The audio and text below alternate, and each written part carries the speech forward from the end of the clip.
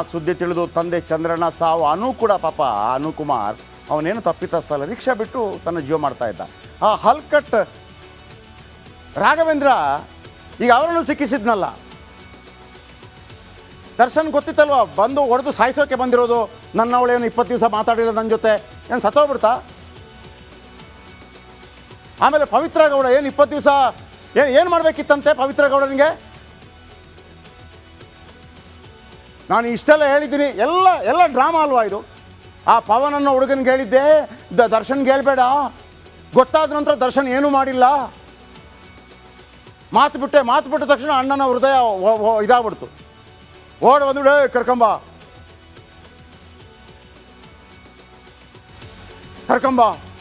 ಯಾರು ಇವರು? ಪೊಲೀಸ್ ಏನ್ರಿ ಕರ್ಕೊಂಬರಕ್ಕೆ? ಇವರ ವಿರುದ್ಧ ರೌಡಿ ಶೀಟರ್ ತೆಗಿಬೇಕು. ರೌಡಿ ಶೀಟರ್ ತೆಗೆದ್ರೆ ಏನಾಗುತ್ತೆ ಗೊತ್ತಾ? SP ಅಥವಾ DCP ತೆಗೆಯೋದಕ್ಕೆ ಅವಕಾಶ ಇರುತ್ತೆ. ಪ್ರತಿ 3 ತಿಂಗಳಿಗೆ ಇವರ ಈ ಮನೆಗಳಲ್ಲಿ ಎಷ್ಟೆಲ್ಲ ಮಚ್ಚುಗಳಿರ್ಬೋದು. ಯಾಕೆ?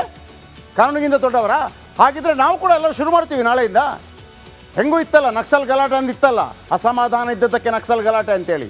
ಯಾಕೆ ಬಂತು ನಕ್ಸಲ್? ಅಸಮಾನತೆ ಕಾರಣಕ್ಕಾಗಿ ಅಲ್ವಾ? ಅದು ಸಮಾಜ ವಿರೋಧಿ ಅಂತೇಳಿ ಕಾನೂನು ಇದೆಯಲ್ವ ಅದಕ್ಕೆ? ಹಾಗಿದ್ರೆ ಇವರೆಲ್ಲ ಇಟ್ಕೋಬಹುದಾ? ಮಚ್ಚು ಲಾಂಗ್ ಎಲ್ಲ ಕೂಡ. ಇವತ್ತು ಅನುಕುಮಾರ್ ತಂದೆ ಸತ್ರಲ್ಲ, ಯಾರಿಂದಾಗಿ? 20 ದಿವಸ ಮಾತಾಡಿಲ್ಲ, ಏನು ಮಾಡಿಲ್ಲ ದರ್ಶನ್ ಅಂತಂದ್ಬಿಟ್ಟು ದರ್ಶನ ಬಂದ್ಬಿಡ್ತು. ಕರ್ಕೊಂಬಾರು ರಾಘವೇಂದ್ರ, ಅವನು ಯಾರು? ರೇಣುಕಾಸ್ವಾಮಿ. ಹೋದಲ್ಲಿ SP ಗೆ ಫೋನ್ ಮಾಡಿದರೆ ಸಾಕಿತ್ತಲ್ರಿ, ಅಲ್ಲಿ ಪೊಲೀಸರಿಗೆ, ಅವನು ಹೇಳಿ ಸರ್ ಹಿಂಗೆ ಮಾಡ್ತಿದ್ದಾನೆ ಅಂತ. ದರ್ಶನ್ ನಡಿ ಈಗ ಶುರು ಮಾಡೋಣ. ಕೇಸರಿಯಿಂದ ಮನೋಲ್ಲಾಸ ಮನಸ್ಸು ಮತ್ತೇರಿ ಕುಣಿದಾಡಿದೆ ನೋಡು, ಮನಸ್ಸು ಮತ್ತೇರಿ ಕುಣಿದಾಡಿದೆ ನೋಡು. ಕ್ಷಣ ಕ್ಷಣವೂ ಆಚರಿಸಿ ಕೇಸರಿ ಹಬ್ಬ. ವಿಮಲ್ ಬಾಯಲ್ಲಿ ಹೇಳಿ ಕೇಸರಿ. ಏನಾದ್ರು ಹೇಳಿದ್ರೆ ಅವರೇ ಬುದ್ಧಿ ಕಲಿಸ್ತಾ ಇದ್ರು. ಇದು ಹೆಂಗೆ ಅಂತಂದ್ರೆ ಪ್ಯಾರಲಲ್, ಇದು ರಿಪಬ್ಲಿಕ್ ಹೇಳ್ತೀವಲ್ಲ ನಾವು, ರಿಪಬ್ಲಿಕ್ ಬಳ್ಳಾರಿ, ರಿಪಬ್ಲಿಕ್ ರಾಮನಗರ ಅಂತ ಹೇಳ್ತಾ ಇದ್ವಲ್ವ, ಹಾಗೆ. ಅನಂತಕುಮಾರ್ ತಂದೆಯ ಕೊನೆ ಕ್ಷಣ CCTVಯಲ್ಲಿ ಸೆರೆಯಾಗಿದೆ ನೋಡಿ. ಮನೆಗೆ ತೆರಳುವಾಗ ಕುಸಿದು ಬಿದ್ದ ಚಂದ್ರಣ್ಣ, ಎದೆ ನೋವಿನಿಂದ ನೆಲಕ್ಕೆ ಬಿದ್ದ ಅನುಕುಮಾರ್ ತಂದೆ. ಚಂದ್ರಣ್ಣ ನೆಲಕ್ಕೆ ಬಿದ್ದ ಕೂಡಲೇ ಆಸ್ಪತ್ರೆಗೆ ರವಾನೆ ಆಗತ್ತೆ. ಅಲ್ಲಿಗೆ ಬಡ ಮನೆಯ ಒಂದು ಜೀವ ಈ ಪವಿತ್ರ ಗೌಡನಿಗೆ ಮತ್ತು ದರ್ಶನ್ಗಾಗಿ ಸತ್ತೋಯ್ತು.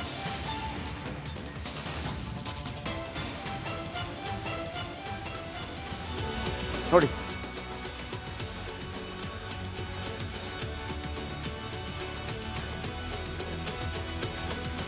ನೋಡಿ ನೋಡಿ ನೋಡಿ ನೋಡಿ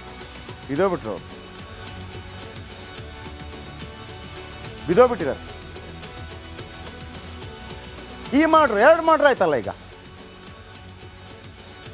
ಆ ಪವಿತ್ರ ಗೌಡ ಎನ್ನುವ ತಳಿಗೆ ದರ್ಶನ್ನ 2ನೇ ಹೆಂಡತಿ, 1ನೇ ಗಂಡ ಇದ್ದಾನೆ, ಈಗಲೂ ಜೀವಂತ ಇದ್ದಾನೆ, ಅವ್ರಿಗೊಂದು ಮಗು ಇದೆ.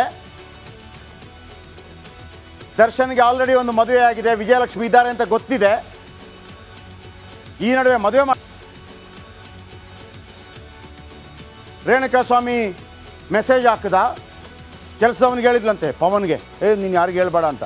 ಆ ಮೊಬೈಲನ್ನು ಅವನು ಕೊಟ್ಟಿದ್ದಾನೆ. ಅವನೇನೆಲ್ಲ ಮೆಸೇಜ್ ಮಾಡಿರ್ಬೋದು ಪವನು, ಹುಡುಗಿ ವಿಚಾರ ಅಂತ ಅಂದ್ಬಿಟ್ಟು. ಪವಿತ್ರ ಗೌಡ ರೀತಿಯಲ್ಲಿ ಅವನು ಕೆಲವು ಮೆಸೇಜ್ ಮಾಡಿರ್ಬೋದಲ್ಲ ಅಶ್ಲೀಲವಾಗಿ. Who knows? ಪವಿತ್ರ ಗೌಡ ತನ್ನ ಮೊಬೈಲನ್ನು ಪವನ್ ಕೊಡ್ತಾಳೆ ದರ್ಶನ್ಗೆ ಹೇಳ್ಬೇಡ ಅಂತ. ಅವನು ಚಾಟ್ ಮಾಡ್ತಾ ಇರ್ತಾನೆ ರೇಣುಕಾಸ್ವಾಮಿ ಜೊತೆ. ಇವನೇನು ಕಳಿಸಿದಾನಂತ ಬೇಕಲ್ಲ, ಇವನೇ ಕಳಿಸಿರ್ಬೋದಲ್ಲ, ಕಳಿಸು ಅಂತ ಹೇಳಿ ಇರ್ಬೋದಲ್ಲ. ಆಮೇಲೆ ಈ ವಿಚಾರ ದರ್ಶನ್ ಗೊತ್ತಾದ ನಂತರ ಕೂಡ ದರ್ಶನ್ ತಲೆ ಕೆಡಿಸ್ಕೊಂಡಿರಕ್ಕಿಲ್ಲ. ಮಾಡ್ಕೊತಾರೆ ಬಿಡಿ. ಇವಳು ಮಾತು ಬಿಟ್ಲಂತೆ 20 ದಿವಸ, 20 ದಿವಸ ನನಗೆ ಏನು ಮಾಡಿಲ್ಲ ನೀನು ಅಂತ. ಆಮೇಲೆ ಕರ್ಕೊಂಬಂದಾಗ ಚಪ್ಪಲಿಯಲ್ಲಿ ಹೊಡೆದು ಖುಷಿಪಟ್ಟು ಏನು ವಿಕೃತಿ ರೀ ನಿಮ್ದೆಲ್ಲ? ಏನು ವಿಕೃತಿ ಇದೆಲ್ಲ? ನಿಮಗೆ ಸಿಗೋದು ಬಡ ಮಕ್ಕಳೇನಾ? 19 ಜನ ಇದ್ದಾರಲ್ಲ ಇವತ್ತು, 5 ಲಕ್ಷ ಕ್ಯಾಸೆ ಪಡೋರು. ಮೊನ್ನೆ ಮೈಸೂರು ಎಲ್ಲ ತೋರಿಸಿದ್ವಲ್ಲ ನೋಡಿ, ಅವನಿಗೆ ಪಾಪ ಈ ಒಂದು ಫೋಟೋದಲ್ಲೇ ಖುಷಿ ಸಂಭ್ರಮ. ಇವತ್ತು ಅಪ್ಪ ಇಲ್ಲ, ಯಾರ ಜೊತೆ ಫೋಟೋ ತೆಗಿಸ್ಕೊತೀರಿ? ನಿಮಗೆ ಬಡ ಮಕ್ಕಳೇ ಬೇಕೇನ್ರಿ? ಈ ದರ್ಶನ್ಗೆ ಬಡವರ ಮಕ್ಕಳೇ ಬೇಕಾಗಿತ್ತ ಇವತ್ತು ಸಾಯೋದಕ್ಕೆ, ಕೊಲ್ಲೋದಕ್ಕೆ? ಇಬ್ಬಿಬ್ಬರನ್ನ ಕೊಂದ್ರಲ್ಲ ನೀವು. ಯಾರನ್ನೆಲ್ಲ? ರೇಣುಕಾಸ್ವಾಮಿ, ಅದು ಕೂಡ ಬಿರಿಯಾನಿ ತಿನ್ನಿಸ್ತೀರಿ. ಒಬ್ಬ ಜಂಗಮ, ಲಿಂಗಾಯತ ಜಂಗಮ. ಈ ಅನುಕುಮಾರ್ ಏನು ಗೊತ್ತಿಲ್ಲ, ಆಟೋ ಓಡಿಸ್ತಾ ಇದ್ದ. ಆಯಿತು, ಸತ್ಯಾಂಶ ಬರ್ಬಾದಾಗೋಯ್ತು. ಕೊಡಿ ಅವನಿಗೆ ಆಗಿದ್ರೆ ಒಂದು 4 ಕೋಟಿ ಕೊಡಿ, ಬರ್ಕೊಡಿ. ರಾಘವೇಂದ್ರನ ಮಾತಿಗೆ ಮರಳಾಗಿ ಅನು ಅರೆಸ್ಟ್ ಆಗ್ತಾನೆ.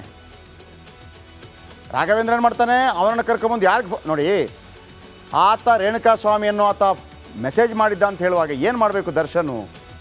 ಅಲ್ಲೇ ಪೊಲೀಸ್ ಆಫೀಸರ್ಗೆ ಕರೆ ಮಾಡಿದಿದ್ರೆ ಪೊಲೀಸ್ ಆಫೀಸರ್ ಭಾಳ ಖುಷಿ ಪಡ್ತಾಯಿದ್ರು. ದರ್ಶನ್ ಕರೆ ಮಾಡ್ತಾ ಇದ್ದಾರೆ. ಹೆಂಗೆ ಬಾರಿಸ್ತಾ ಇದ್ರು ಅಂದರೆ 4 ಬಾರಿಸ್ಬಿಟ್ಟು ಸರಿ ಮಾಡಿ ಕಳಿಸ್ತಾಯಿದ್ರು. ಇವ್ರದ್ದೇ ಒಂದು ಗ್ಯಾಂಗ್ ಅಂತೆ, ಪಟಾಲಂ.